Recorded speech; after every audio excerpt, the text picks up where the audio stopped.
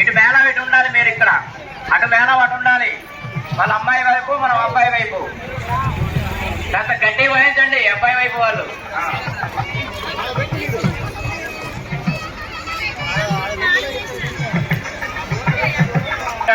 మరి వివరాలు తెలుసుకుందాం. మరి మంచివాడా చెడ్డవాడా తెలుసుకోవడంలో తప్పేం లేదుగా, ఎవరికి లేని కాదా అనేటువంటిది తెలుసుకుందామని. అంటే దేని గురించి అడుగుతున్నారు? దశావతారాలలో ప్రత్యక్ష అవతారం చూసేసరికి అసలు రూపం అసలు రంగు బయటపడింది. ఇటు చూద్దామంటేనే మనిషి కాదు పూర్తిగా, అటు చూద్దామంటే సింహము కాదు. మరి ఈ రకంగా ఉన్నారు దేనికోసమని అడుగుతున్నారు మా అమ్మాయిలు. ఇలాంటి వాళ్ళకి అలాగే కనపడాలి. అదేనండి, అసలు రంగు బయట పెట్టండి. ఎందుకు అవతారం దేని గురించి? మామూలుగా మనిషిగా ఉండొచ్చు కదా, లేదంటే సింహంగా ఉండొచ్చు కదా. ఈ రెండు పేర్లు ఏమిటి, రెండు అవతారాలేమిటి? నరసింహ అంట. హిరణ్యకశిపుడు ఘోరమైనటువంటి గోవిందా గోవిందా గోవిందా జరగండి.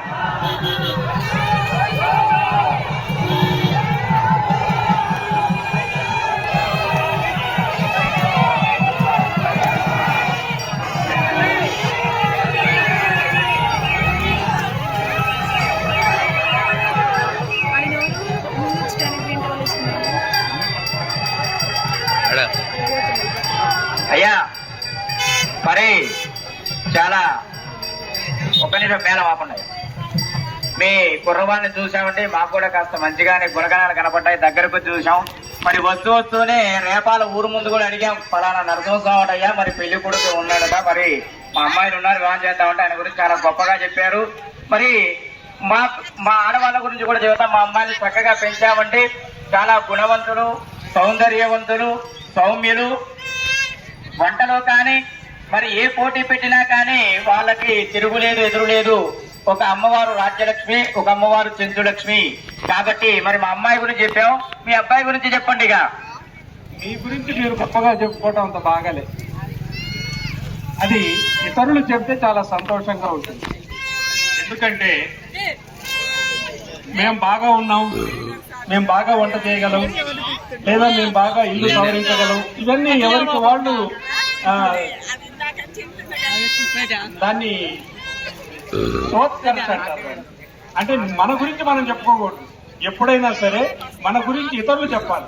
ఓకే, ఇప్పుడు కోటిరెడ్డి గారు వచ్చారు.